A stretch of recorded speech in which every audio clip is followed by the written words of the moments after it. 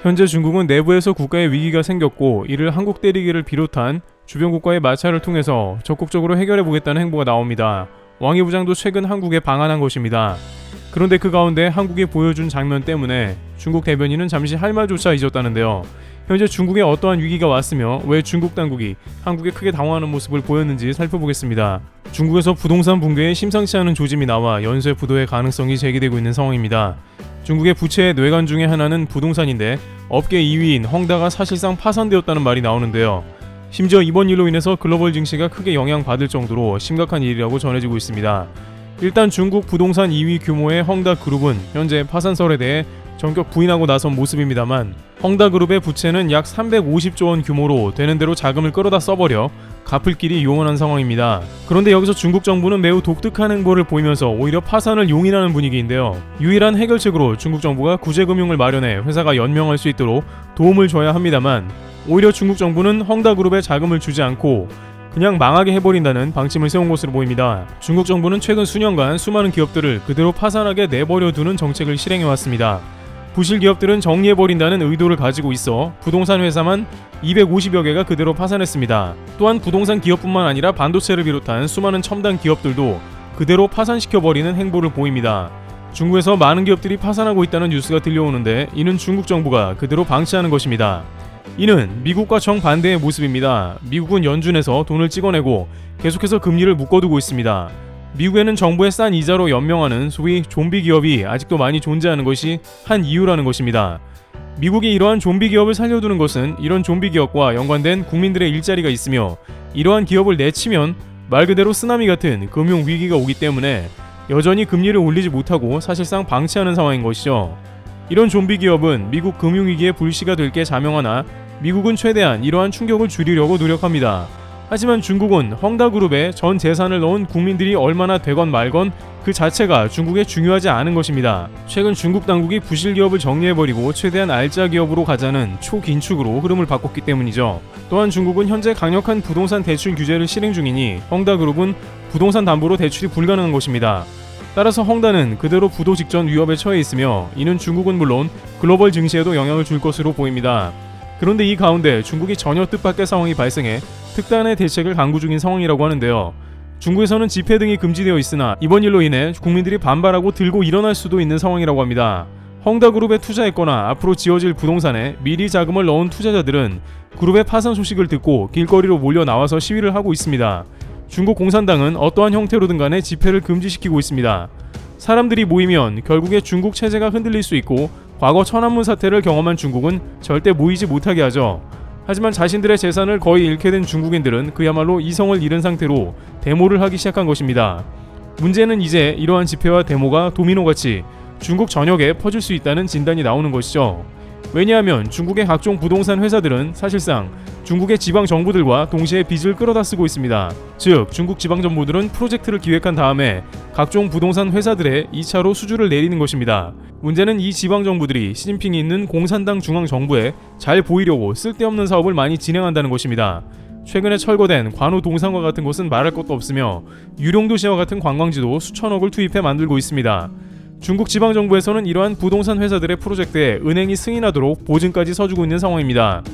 중국 은행들은 지방정부의 보증서가 있기 때문에 부동산 투자를 승인해주나 사실은 매우 위험한 것이죠. 예를 들어 최근 다롄 같은 경우에는 약 2조 원을 들여서 일본 교토를 재현해서 도시를 만드는 모습이 나왔습니다. 그런데 이러한 2조짜리 도쿄를 베낀 도시는 중국 중앙정부에서 곧 철거 명령을 내릴 수도 있다는 의견이 나오고 있습니다. 왜냐하면 다롄은 일본 군인들이 중국 사람에게 대량으로 만행을 저지른 도시라 중국의 아픔이 있는 곳입니다.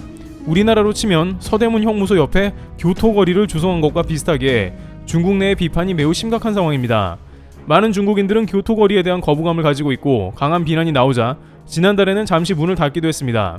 이렇게 되면 수조 원을 들여 투자해놓은 다롄의 교토거리가 적자로 허덕이며 자금 회수가 사실상 불가능해지는 것이죠. 또한 만약 이들이 중국 지도부의 눈밖에 난다면 이러한 도시는 한순간에 철거될 정치적 리스크까지 있습니다. 그런데 이런 행태를 보이는 지방 정부들이 중국 내에는 매우 많다는 것이고 이와 관련된 중국 은행들은 물론 부동산 기업들이 우후죽순으로 많다는 것입니다. 이러한 부실 채권들이 중국의 뇌관인 것이죠. 그러나 앞서 논의된 바와 같이 중국 정부는 중국 경제와 여러가지 위험이 있다 하더라도 이들을 정리해버립니다. 하지만 이번에 업계 2위인 헝다가 부도가 나자 수많은 사람들이 길거리에 나와 데모를 하는 것입니다. 중국 당국은 이것이 자칫 쓰나미처럼 중국에 퍼져나가 중국 체제 자체를 위협할까봐 큰 우려를 하고 있습니다. 따라서 중국은 이러한 문제를 해결하기 위해서 미국 등 주변국과 문제를 일으키는 행보도 보이고 있습니다. 시선을 국외로 돌려서 내부를 결속시키며 애국주의를 물들게 한다는 것이 그러한 움직임인 것입니다. 왕이 부장이 최근 4개국 순방길에 오른 것도 미국에 대한 배척을 표현하고 중국 중심주의를 드러내기 위함입니다. 일본의 아베 전 총리가 한국 때리기를 통해서 지지율을 올리려는 것과 비슷한 행보입니다.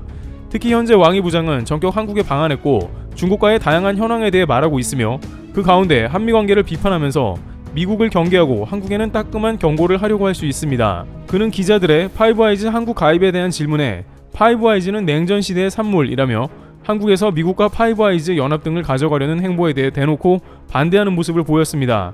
중국은 파이브아이즈 국가를 상대로 눈을 찔러 멀게 하겠다는 막말도 했으므로 당연한 것입니다. 하지만 각국의 외무부 장관들은 한국에 협력하자고 오는 것이지 이처럼 협박하러 오는 것은 아닐 것입니다. 예를 들어 북한이 최근 순항미사일에 대해 발사하는 게 문제라고 생각하지 않냐는 발언에 대해서는 이러한 미사일 발사는 북한뿐만 아니라 많은 나라들이 진행 중인 것으로 우려할 필요가 없다고 말합니다.